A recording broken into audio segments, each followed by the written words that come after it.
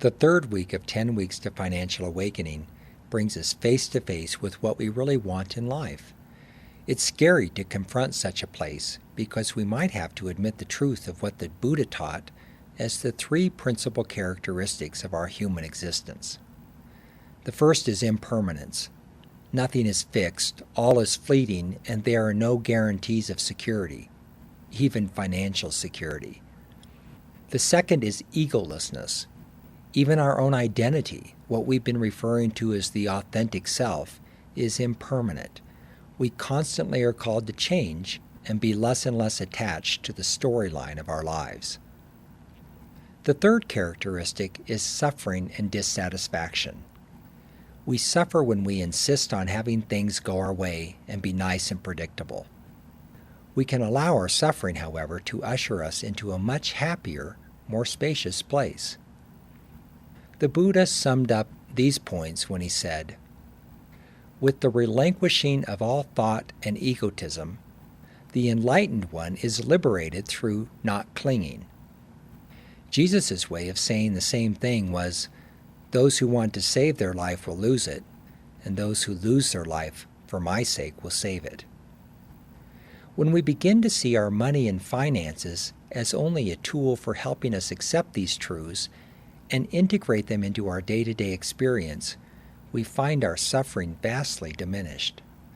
Slowly we quit trying to save our life and cling to the idea that money could bring us security, self-fulfillment, and happiness.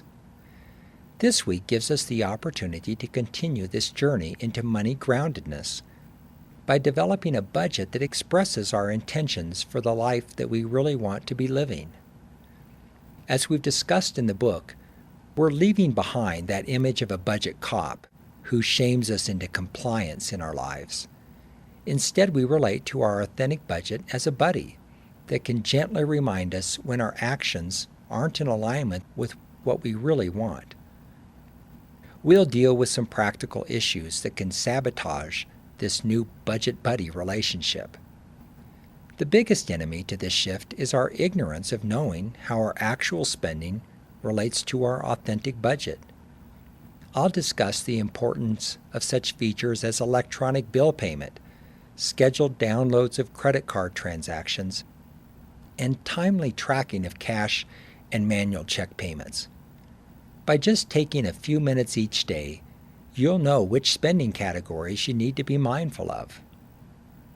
We'll also take some time to modify your Quicken categories so that they assist you in making the changes in your life that you've identified in your What Do You Want process. If, for example, walking restores your soul, we may create a new category, walking shoes, as a marker of your intention.